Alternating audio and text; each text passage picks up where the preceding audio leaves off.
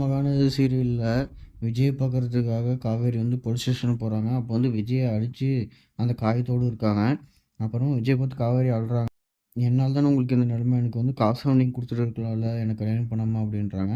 அதுக்கப்புறமா இன்னொரு பக்கம் நிவீன் வந்து விஜய் சொல்லிட்டு இருந்த மாதிரியே ராகினி கிட்ட போயிட்டு உங்களுடைய அப்பா எங்கே, பசுபதி எங்கே அப்படின்னு கொஞ்சம் விஜய் சொல்லி கொடுத்த மாதிரி போய் கேட்குறாரு.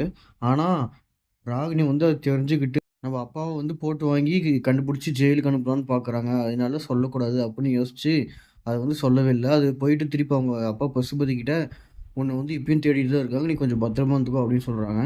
அப்புறமா விஜய் பார்த்துட்டு வந்த காவேரி வீட்டுக்கு நேராக வராங்க. வந்தோடனே அவங்க தங்கச்சி வீட்டில் இருக்காங்க. வீட்டில் பார்த்தோன்னே நீ எதுக்கு இங்கே இருக்க அப்படின்னு சண்டை போட்டு வீட்டை விட்டு அவங்க அம்மா கிட்ட திட்டி சண்டை போட்டு வெளியே அனுப்பிச்சி விட்டுறாங்க. இன்றைக்கான மகாநதி சீரியல் எவ்வளோ தான்.